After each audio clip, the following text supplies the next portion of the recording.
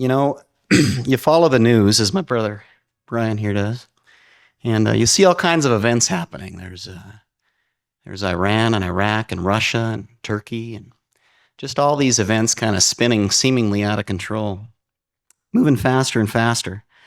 Political landscape is changing. New alliances, battlefronts are being drawn. People across the world, led by many ideologies and religious zealots, and just things are happening at a breakneck pace. And if you aren't careful, it's easy to be swept into the concern. It's easy to be kind of swept away by all the worries that is happening. But throughout time, things haven't been a lot different.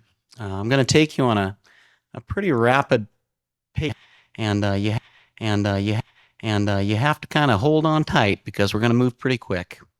And when we get to the end, I'm going to ask a question. I want you to think about that as we see some of the pictures of the images as they flash before us.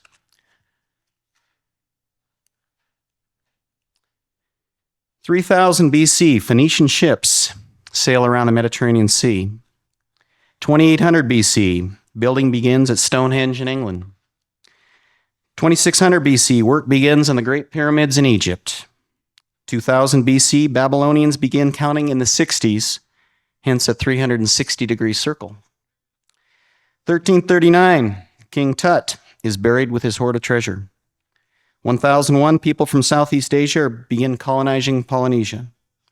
950 BC, Solomon's Temple is built in Jerusalem. 600 BC, Phoenicians sail into the Atlantic and possibly could have sailed around Africa. 563, the birth of the Buddha. 551, birth of Confucius. 447 to 438, the Greeks build the Parthenon Temple in Athens. 400 BC, the first 5 books of the Bible reach their final form. 336 to 323 BC, Alexander the Great conquers the known world. 214 BC, the Great Wall of China is started.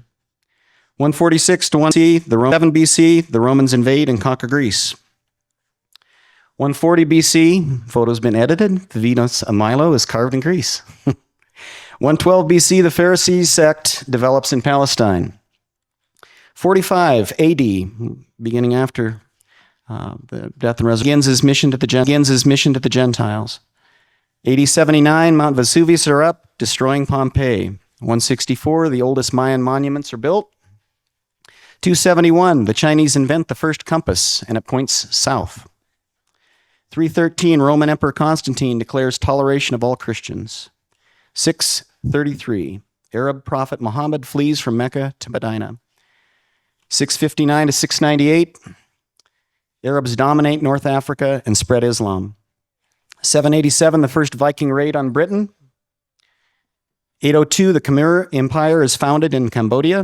812, China issues the first paper money. 851, the crossbow first comes to use in France. 936, Otto I of Germany is crowned as the Holy Roman Emperor.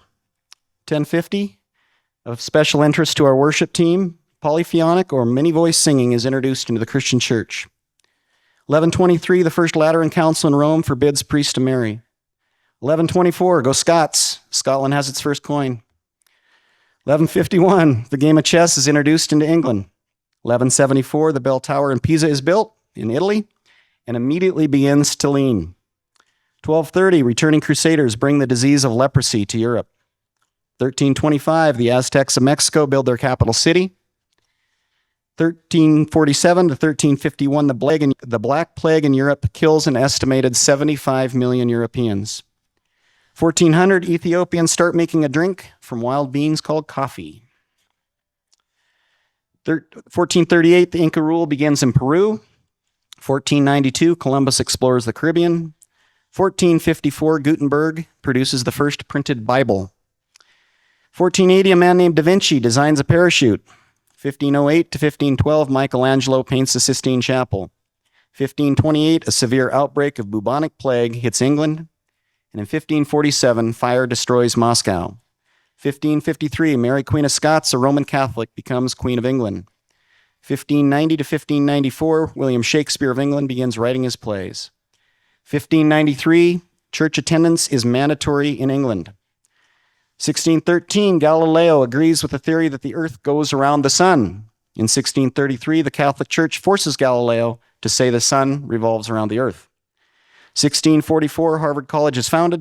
1665, plague ravages London, killing 69,000. 1682, Edmund Halley of England observes a comet named after him. 1776, the 13 colonies declare independence from England.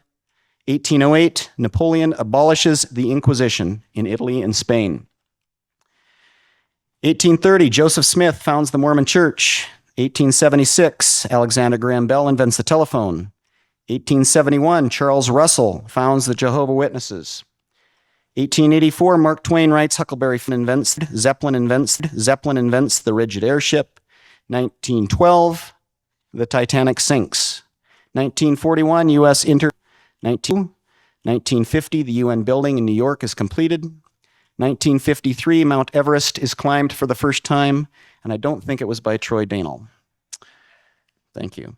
1965, a baby girl, Susan Eileen, is born to Fran and Don Sodom in Minneapolis, Minnesota, of special interest to me. 1969, Neil Armstrong steps on the moon. 1976, earthquakes shake China, Guatemala, Indonesia, Italy, the Philippines, and Turkey, killing 780,000 people. 1987, stock market crashes. 1991, the collapse of the Soviet Union. 1992, riots sweep through LA. 1997, Hong Kong returns to China. 2001, the World Trade Center is destroyed by terrorists. And of special importance, in 2006, the Seattle Seahawks make the Super Bowl. Woohoo! I seem to have left out one particularly important event. And it's an event that has shaped our history and our destiny like no other event before it or will ever be. It's an event that has a unique distinction of being the only event that has affected every living being from the time of creation till the time this thing wraps up. What is that event and why is it so important in the chronology of world history? And you might have guessed it's the death and resurrection of Jesus Christ. I want to take a look at that event. It's of particular importance to us. Sometimes we forget about the event. We get wrapped up in church. We get wrapped up in being Christian. We get wrapped up in being religious. And sometimes we forget about what it's like to actually be a Christian and what happened that caused us to be able to be a Christian. So I want to look at the historical event of the crucifixion of Jesus Christ. And I'm going to look at it from a medical account written by a physician who tried to explain the details of the crucifixion to the best of his ability. And I've edited it a little bit, got it off an article on the internet, and I edited it just for brevity a little, but it has the same event. So as I go through, I will be showing a few pictures on the screen. There are a couple that are a little bit graphic. So as we get to those, if the children, if you want to have them turn their heads or whatever, if they feel comfortable or if you feel comfortable with it, and you can use your own call on that. So rather than just take a look at the event, you might have seen the movie The Passion. You might have seen the movie Greatest Story Ever Told, where it depicts the crucifixion of Jesus Christ. These particular events draw on our emotions. They really do. They're emotionally impactful because you see it, you see the suffering, and they're meant to do that. What some of them don't do a real good job of, however, is telling the rest of the story and drawing on the resurrection of Jesus and the power that provides us as believers. So I want to walk through the crucifixion, and then we're going to get to the rest of the story. And I will be reading some text, and I'll be putting some screenshots up here. So as I go through, keep in mind I'm reading this. This isn't my original work. This is something that I've got down here. The physical passion of Christ begins in Gethsemane. Of the many aspects of this initial suffering, this is the one of physiological interest, the bloody sweat. It is interesting that the physician of the group, Luke, is the only one to mention this. He says, "And being in agony, he prayed the longer, and his sweat became as drops of blood trickling down upon the ground." Now, every attempt imaginable has been used by modern scholars to explain away this phrase, apparently under the mistaken impression that this just doesn't happen.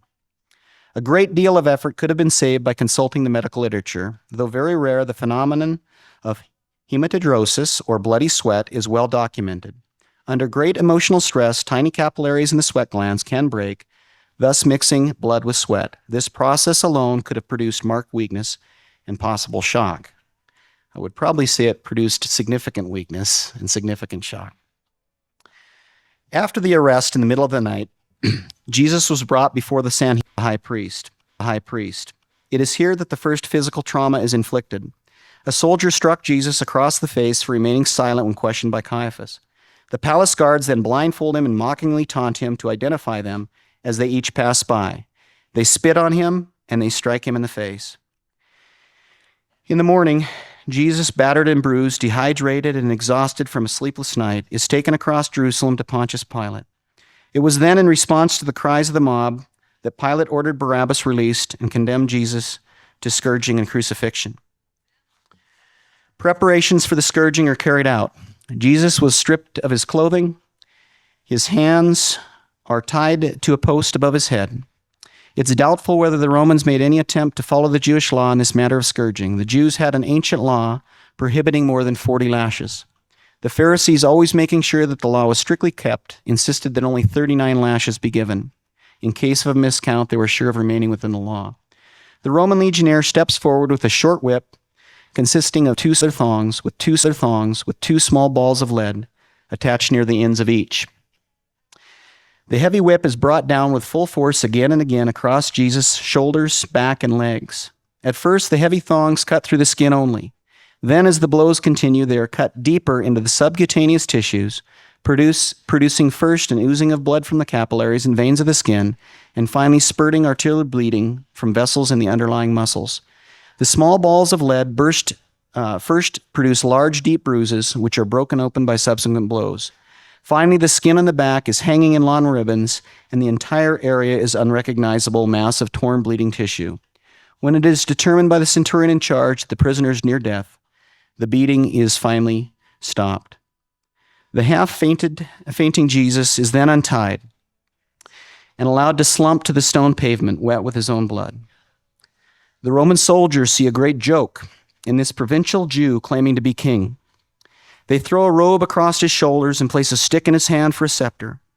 Make their travesty complete. A small bundle of flexible branches covered with long thorns, commonly used for firewood, are plaited in the shape of a crown and pressed into his scalp. Again, there is copious bleeding, the scalp being one of the most vascular areas of the body. After mocking him and striking him across the face, the soldiers take the stick from his hand and strike him across the head, driving the thorns deeper into his scalp. Finally, they tire of their sadistic sport, and the robe is torn from his back. This had already become adherent to the clots of blood and the serum in the wounds, and its removal, just as in the careless removal of surgical bandage, causes excruciating pain, almost as though he were being whipped and the wounds again began to bleed. In deference to Jewish customs, the Romans return his garment. The cross is tied across his shoulder, and the procession of the condemned Christ, the two thieves, and the execution detail of the Roman soldiers, headed by the centurion, begins its slow journey across the Via Dolorosa. In spite of his efforts to walk erect, the weight of the heavy cross, together with the shock produced by the copious blood loss, is too much. He stumbles and falls. The rough wood of the beam gouges into the lacerated skin and the muscles of the shoulders. He tries to rise, but human muscles have been pushed beyond their endurance. The centurion, anxious to get on with the crucifixion, selects a North African onlooker, Simon of Cyrene, to carry the cross. Jesus follows, still bleeding and sweating the cold, clammy sweat of shock. The 650-yard journey from the Fortress Antonio to Golgotha is finally completed. The prisoner is again stripped of his clothes, except for a loincloth, which is allowed by the Jews. The crucifixion begins.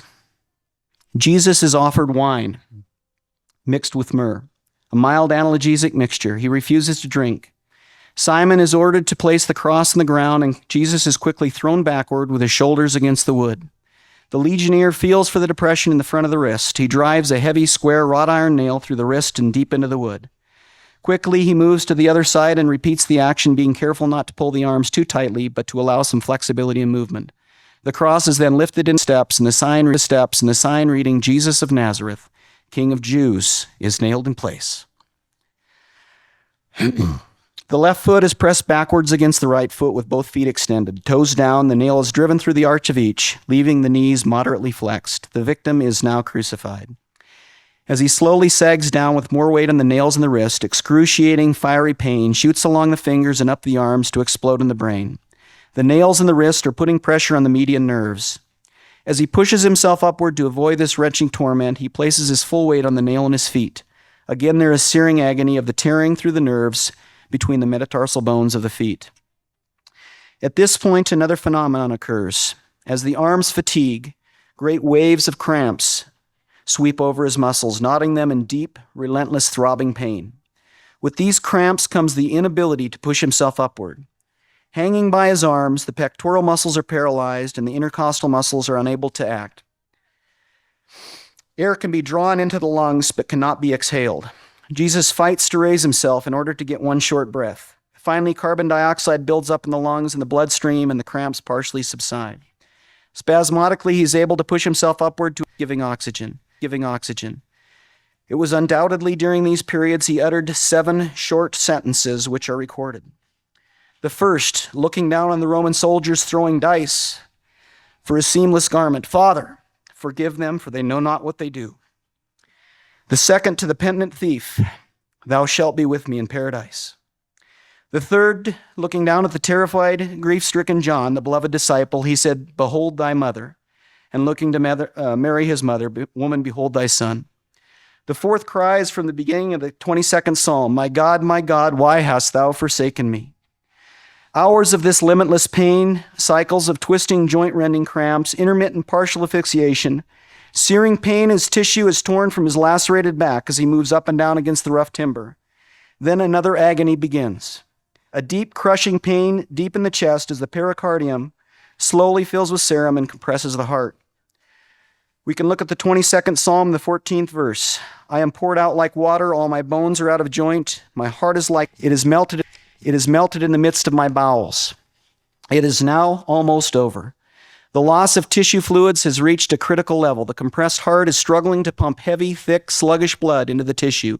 The tortured lungs are making a frantic effort to draw in small gulps of air, and the markedly dehydrated tissues send their flood of stimuli to the brain. Jesus gasped his 5th cry, I thirst." Another verse from the prophetic 22nd Psalm, "My strength is dried up like a potsherd, and my tongue cleaveth to my jaw, and thou hast brought me into the dust of death." A sponge soaked in posca, the cheap sour wine, which is the stable drink of the Roman legionnaires, is lifted to his lips. He apparently does not take any of the liquid. The body of Jesus is now in extremis, and he can feel the chill of death creeping through his tissues.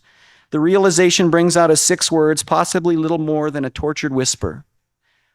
It is finished.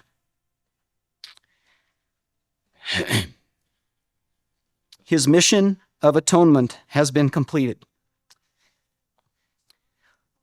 Now his body to die. With one last surge of strength, he once again presses his torn feet against the nail, strengthens his legs, takes a deep breath, and utters his 7th and last cry, "Father, into thy hands I commit my spirit." We've seen a glimpse of the epitome of evil, which man can exhibit towards man and towards God. It's not a pretty sight and tends to leave us despondent and pretty depressed. But there's a commentator out there, some of you might have heard. His name is Paul Harvey. And Paul Harvey's got a tagline. Paul Harvey says, "And now you want to hear the rest of the story." Good thing about us is we have a rest of the story. And I want you to turn to Mark 16, verses 1 through 7. Let's see what the rest of the story reads. It says, "When the Sabbath was over, Mary Magdalene, Mary, the mother of James, and Salome brought spices so they might anoint Jesus' body. Very early on the first day of the week, just after sunrise, they were on their way to the tomb, and they asked each other, 'Who will roll the stone away from the entrance of the tomb?' But when they looked up, they saw the stone, which was very large, had been rolled away. As they entered the tomb, they saw a young man in a white robe sitting on the right, and they were alarmed. 'Don't be alarmed,' he said. 'You are looking for Jesus, the Nazarene, who was crucified. But he is arisen. He is not here. See the place where they lay his disciples, and tell his disciples and Peter, he's going ahead of you into Galilee. There you will see him, just as he told you.'" This is the most awesome that has ever. that has ever happened in the history of the world. All those people we saw on the show, they're all dead. Well, not all of them. Sorry, Sue. Most of them are dead. But Jesus cheated death. Death could not hold him. He conquered it for us all. Although we've all sinned, Romans 3:23 says that all have sinned and fallen short of the glory of God and deserve death as punishment in Romans 6:23. We have life simply by saying, yes, I want you to be the Lord of my life. It's a very, very simple message. In fact, it's so simple, it's amazing how hard it is to share it with people. It's an easy, simple message. He made it easy enough for the most simple-minded to understand. What keeps us from sharing the gospel message? Is it our fear? Is it our doubt? Is it complacency? Or is it a lack of sense of urgency, of knowing that death is around us? People are dying every day. People are dying and going to an eternal torment every day. So, what is our role as believers? Well, fortunately, Jesus looked into that, and he talked to us. In verse 15 of chapter 16, it says, "Go into all the world and preach to all creation. Whoever believes and is baptized will be saved, but whoever does not believe will be condemned. And these signs will accompany those who believe. In my name they will drive out demons. They will speak in new tongues, pick up snakes with their hands. They will drink deadly poison. It will not hurt them at all. They will place their hands on sick people, and they'll get well." So how are we doing, church? Have we preached the gospel to all creation? We do have a role in this.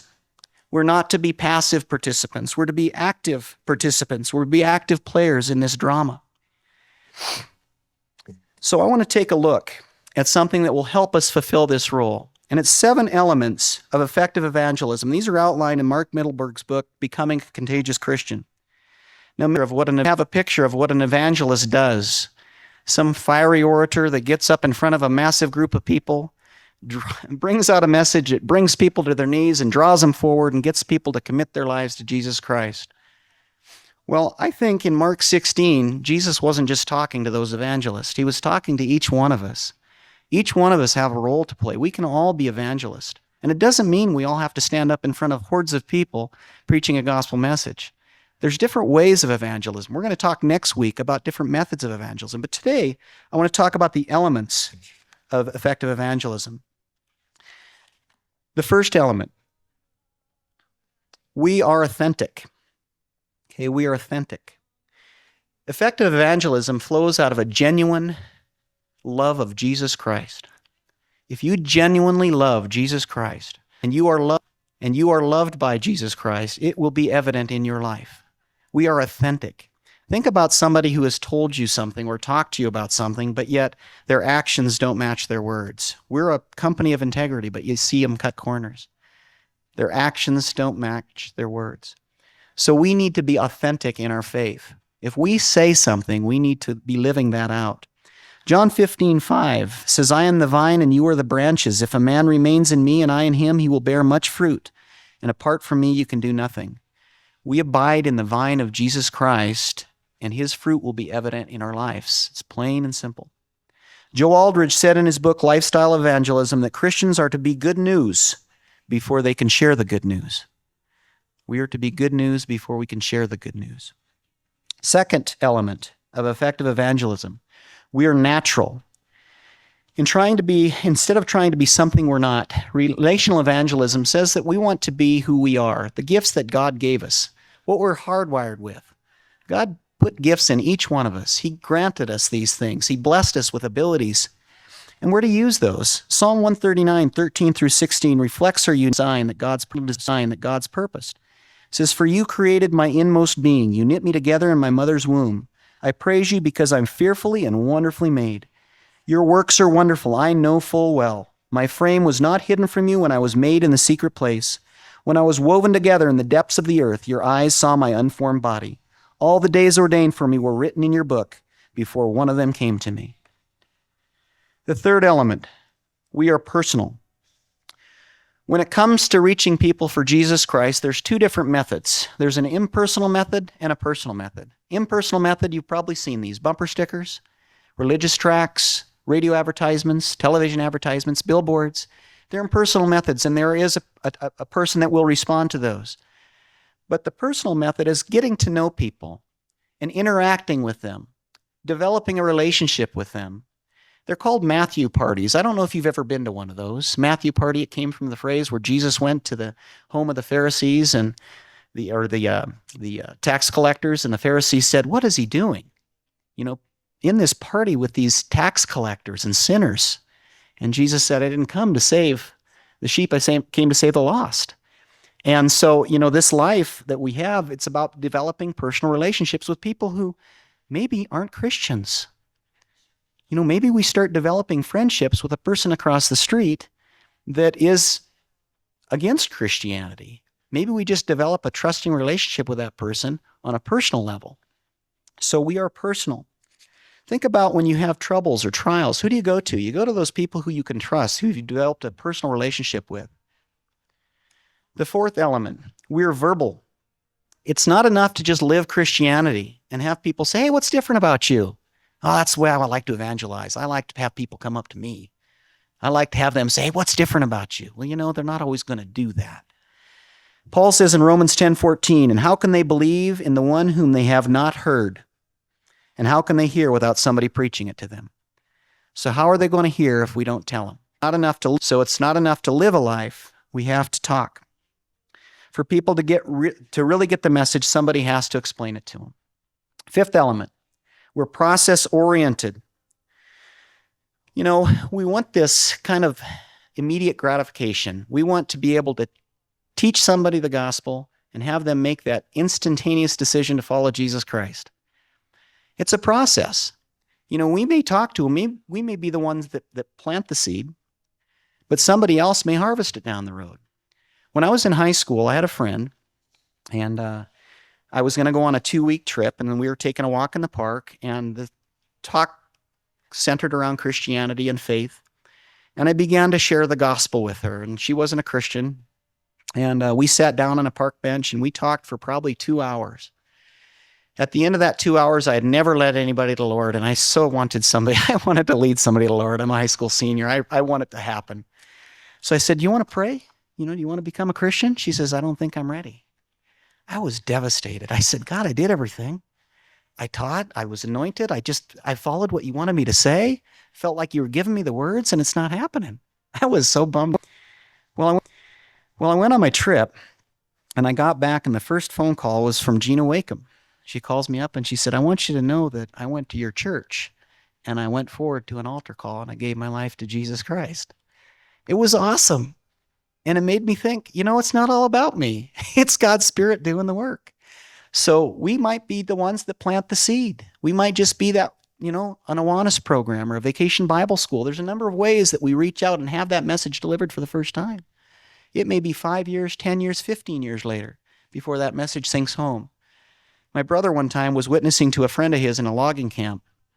And he was just sharing the gospel, and they began arguing quite vehemently over it. And about 3 years later, Mark Petticord calls my brother and said, I thought I couldn't get that conversation out of my mind. Kept thinking about it and thinking about it. Finally went to a church and became a Christian. 3 years down the road after sharing the gospel, he couldn't get that conversation out of his mouth. That's God's Holy Spirit working on somebody. So we're process-oriented. This Christian evangelism can be designed or described as a chain link fence. Sometimes we're that first link, right? We're that first link that reaches out and we're able to attach to somebody. We're able to share a message. Sometimes we're the middle link that expands on that conversation that you've had. And then sometimes we have the privilege of being the final link where we can lead somebody to Jesus Christ. We can pick the fruit that somebody else has planted and nurtured and cultivated, and then we're able to harvest that. And that's an exciting experience for us, but team players. We have a chance in an event a couple weeks from now on July 8th. We're going to get together in an evening service, and we're going to watch a video called Indescribable. I've got some tickets here, and I want you to take a couple before you leave tonight, because we want to invite people who do not know Jesus Christ to this event. This will be an evangelistic event. We're excited about it. We're going to reach out to the lost. If you know somebody, you've been praying for somebody, this is an awesome event because we're going to see God in nature. Video that describes God in the cosmos, and it's unbelievable. In fact, it's indescribable. I can't even describe it. That's the title of it. It's awesome. So remember that date, July the 8th. Luke 15:7 and verse 10, it talks about a party in heaven when souls come to Jesus Christ. I went to a service in a big church here in Spokane, and they had an altar call at the end, and I counted 15 people that raised their hands saying they wanted to make a commitment to Jesus Christ. I wanted to jump up and dance down the aisles. That was exciting. 15 people. That was such an exciting experience. Shirley, I remember one time, I think it was Awanas, a child gave her heart to the Lord. Shirley came out, she was excited. I was excited. And I looked around, and I thought, angels are worshiping in heaven, and we're exiting this place, and nobody's singing, nobody's shouting, and nobody's dancing. Where's the hugs? Where's the enjoyment? Where's the party? So we need to get a sense of urgency about this, about the lost out there, their ability to come to Jesus Christ through a simple message that he's laid out for us. Not a simple act, but a simple message. And the last one is that we put others first. So often we get together with people and we want to talk about ourselves. We want to share our faith because we're excited about it. Well, have you thought about seeking to understand first? Listening to somebody, listening to their stories, to their desires, their wants, their hurts, and just being a friend and putting them first and putting their needs first. There's something to that. Paul speaks to this in his letter to the Galatians in chapter 5, verses 13 and 14. He says, "You, my brothers, are called to be free, but do not use your freedom to indulge the sinful nature. Rather, serve one another in love. The entire law is summed up in a single command: love your neighbor as yourself." So how are we doing at loving our neighbor? How are we doing at seeking others and providing others and putting others first in our life? So I've given you a lot to think about tonight, and I want to conclude with three main thoughts to take away. The first is we need to remember the death and the resurrection of Christ. I went through that for a reason tonight. I went through the history for a reason tonight. We need to express our gratitude to God every single day for the gift we've been given. Thessalonians 5:18 says, "Give thanks in all circumstances, for this is God's will for you in Christ Jesus." So give thanks. Secondly, we need to repent of our complacency and ask God to give us his heart for souls. We need to regain our sense of urgency for the lost. Not only that, but we need to regain the first love, that excitement of being a Christian. Matthew 15:4-7, one of the verses says, "There will be more rejoicing in heaven over one sinner who repents than over 99 righteous people who do not need to repent." Third thing, we need to renew our commitment to offer ourselves as a sacrifice for God's kingdom, as Jesus sacrificed himself for us.